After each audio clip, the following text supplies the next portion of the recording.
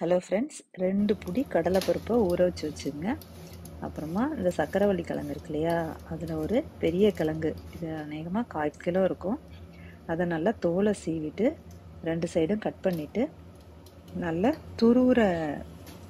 Carrot துருவோம் இல்லையா, அதில் வந்து நைஸாக துருவுறதுல துருவி வச்சுங்க.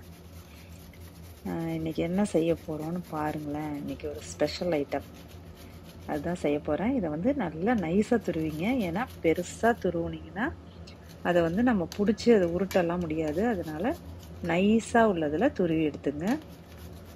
ஒரு கிழங்கு போதும். ஏன்னா நான் வந்து ஒரு சின்ன கிழங்கும் ஒரு கிழங்குல வந்து ரொம்ப காசியும் துருவிருக்கேன். இது நீங்கள் ஒரு கிழங்கு கரெக்டாக இருக்கும். அப்புறம் வெங்காயத்தை பொடி பொடியாக நறுக்கியிருக்கேன். பச்சை மிளகாயும் பொடி பொடியாக நறுக்கிங்க. அடுத்தது இஞ்சியை நல்லா பொடி பொடியாக நறுக்கிங்க. இது வந்து ரொம்ப முத்துன இஞ்சி, அதனால் என்னால் பொடியாக நறுக்க முடியல. அதனால் என்ன செஞ்சேன், நல்லா கல்லை வச்சு நசுக்கிக்கிட்டேன். அதுக்கப்புறம் கருவேப்பிலையும் பொடி பொடியாக நறுக்கிடுங்க. அடுத்தது கொத்தமல்லி தலையும் நைஸாக நறுக்கிங்க, பொடியாக நறுக்கிங்க. எல்லாத்தையும் ஒரு பிளேட்டில் எடுத்து வச்சுருக்கேன் பாருங்கள். சக்கரவள்ளி கிழங்கு, வெங்காயம், கருவேப்பிலை, மல்லி, இஞ்சி, பச்சை மிளகா எல்லாமே 2 இடத்துல கொத்தமல்லி தலை வச்சுருக்கேன். ஏன்னா அது வந்து பிரியாணிக்கு போடுறதுக்காக வச்சுருக்கேன். இப்போ வந்து நம்ம கடலைப்பருப்பு வந்து 3 மணி நேரம் நல்லா ஊற வச்சு தண்ணி இல்லாமல் மிக்சியில் மாற்றிட்டு நம்ம மிக்சியை வந்து நல்லா அரைச்சிட்டு வந்துடலாம். ரொம்ப குறைன்னு இருக்கணும்னு அவசியம் இல்லை, ஓரளவுக்கு நல்லா நைஸாகவே அரைச்சிக்கலாம். ஏன்னா எல்லாமே சேர்க்குறதால கரெக்டாக இருக்கும். இப்போ நல்லா எல்லாத்தையும் கலந்து விட்டுங்க. ரொம்ப ஈஸியான ஒரு ரெசிபிங்க. உப்பு சேர்த்துங்க. அப்புறம் கொஞ்சம் மஞ்சத்தூள். உங்களுக்கு காரம் பத்தாது, நல்லா காரமாக வேணும் அப்படின்னு நினச்சிங்கன்னா, ஏன்னா சக்கரவள்ளி கிழங்கு இல்லையா, லைட்டாக இனிப்பு இருக்கும். அதனால் ரொம்ப காரமாக வேணும்னா நீங்கள் கொஞ்சம் மிளகாத்தூளும் சேர்த்துக்கலாம். இப்போ உருண்டையை நல்லா கெட்டியாக உருட்டி வச்சுருங்க. நான் பாதி தான் செய்ய போகிறேன், பாதி எடுத்து ஃப்ரிட்ஜில் வைக்க போகிறேன். ஏன்னா நாங்கள் 2 பேர் தானே, ஒரேடியாக எல்லா வடையும் தின்னோம்னா அவ்வளோதான், செரிக்காது. இப்போ எண்ணெய் சட்டியில் கொஞ்சம் ஊற்றிக்கலாம்.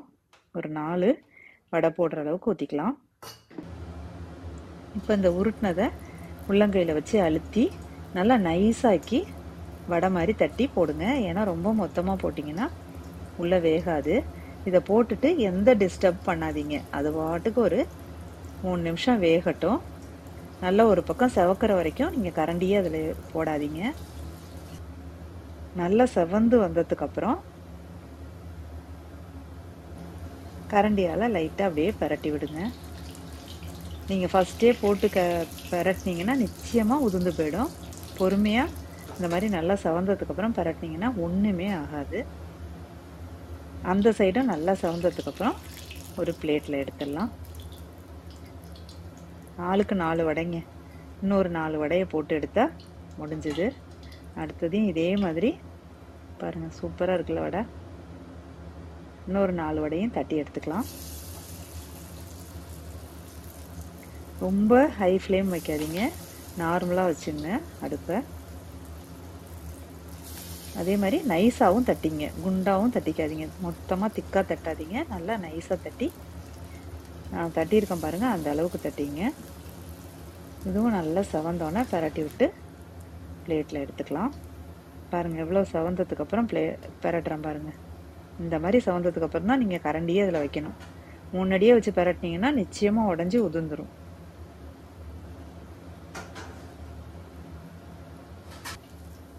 நல்லா செவந்துருச்சு. இப்போ நம்ம பிளேட்டில் எடுத்துடலாம். பார்க்கவே எப்படி இருக்குது பாருங்கள். நான் இதுக்கு முன்னாடி சக்கரவள்ளி கிழங்குல வடை சுட்டதே கிடையாது, இதுதான் ஃபர்ஸ்ட் டைம். இனிமேல் தான் டேஸ்ட் பண்ணி பார்க்கணும். வாங்க டேஸ்ட் பண்ணி பார்க்கலாம் எப்படி இருக்குன்னு.